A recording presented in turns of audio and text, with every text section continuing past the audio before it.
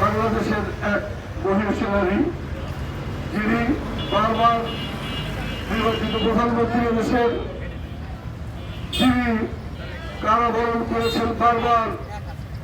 এর ছাত্রবিরোধী আন্দোলনে আপসীর নেত্রী, হাসিনা বিরোধী আন্দোলনে আপসীর নেত্রী হিসেবে পরিবার দীর্ঘ রাজনৈতিক জীবনের পরিক্রমায় জেলখানায় থাকা অবস্থায় তাকে যে পরিমাণ মানসিক এবং শারীরিক চর্চা করা হয়েছিল, তারপর যখন নিজের থেকে বেরিয়েছেন আর সুস্থ হতে পারলেন না, অবশেষে আজকে ভোর 6টার সময় ইন্তেকাল করেছেন। ইন্না লিল্লাহি ওয়া ইন্না ইলাইহি রাজিউন। আমরা অত্যন্ত শোক সন্তপ্ত অবস্থায় আছি।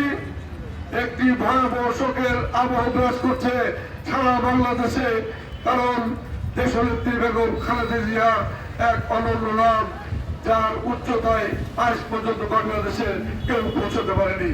আমরা সত্যি শোকাহত, মর্মাহত এবং মহান রব্বুল আলামিনের কাছে আমরা এই তার শোক সন্তপ্ত পরিবারের প্রতিও আমরা সমবেদনা জ্ঞাপন করছি বাংলা জেলা বিএনপির পক্ষ থেকে।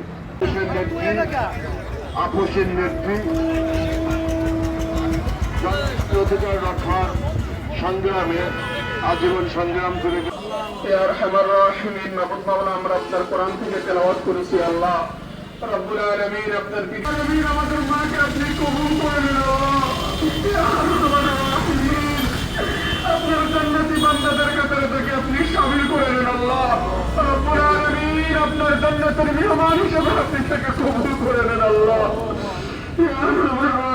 তার রেখে যা আমানতে বাংলাদেশ, আল্লাহ রব্বুল আলামিন যে দেশের জন্য উনি আজীবন সংগ্রাম করেছেন, আপসীর নেত্রী হিসেবে উপাধি পেয়েছেন, আল্লাহ রব্বুল আলামিন তার আদর্শ ধারণ করে আল্লাহ আমরা যেন এই দেশকে সামনে এগিয়ে নিতে পারি আপনি তৌফিক দেন। আল্লাহ রব্বুল আলামিন তারেক রহমান যে দায়িত্ব আমাদের মনোহর ভাইয়ের উপরে দিয়েছেন, আল্লাহ যে আমানত তিনি মনোহর ভাইয়ের হাতে তুলে দিয়েছেন, আল্লাহ রব্বুল আলামিন আমরা সকলে কাঁধে কাঁধ মিলিয়ে যেন তারেক রহমানের কাছে সে আমানত পৌঁছে।